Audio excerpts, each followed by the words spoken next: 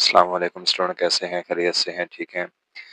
अच्छा जी स्टूडेंट, तो मैंने आप लोगों की पेयरिंग स्कीम बनाई है 2025 के हवाले से।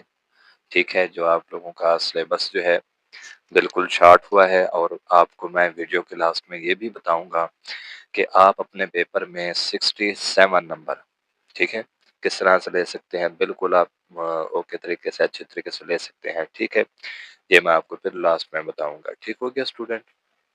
अब देखिए स्टूडेंट, यहाँ पर आपके पास ये क्वेश्चन दिए गए हैं। ये चैप्टर है जी।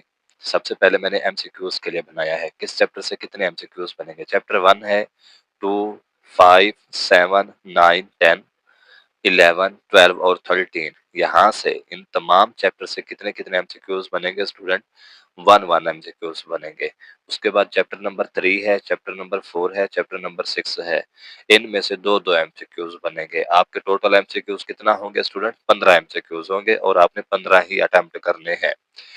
उसके बाद देखिए स्टूडेंट, आपके पास इससे अगला है चैप्टर शॉर्ट क्वेश्चन। कितने आएंगे आपके पास? पहला देखें, चैप्टर 1, 2, 3, 4, 5। ठीक है, इसमें से आपके पास दो दो शॉर्ट क्वेश्चन आएंगे। चैप्टर नंबर 5 से सिर्फ एक क्वेश्चन आएगा। ठीक है, ये आपके पास एक क्वेश्चन इसका हल होता है। ठीक हो गया, 9 हो गए आपके पास, 6 आपने अटेम्प्ट करने हैं। और उसके बाद देखिए स्टूडेंट, आपके पास के इससे अगला है छठा, सातवां और नौवां। इन तीनों में से तीन तीन शॉर्ट क्वेश्चन आपके पास आएंगे। Attempt any 6। उसके बाद चैप्टर नंबर 10, 11, 13 और 12।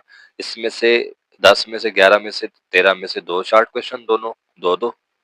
और 12वें चैप्टर में से तीन शॉर्ट क्वेश्चन। ठीक है, यहाँ पर मैंने इनके नंबर्स वगैरह भी लिखे हुए हैं, और नीचे टोटल शॉर्ट क्वेश्चन है अटेम्प्ट एनी 6 करने हैं।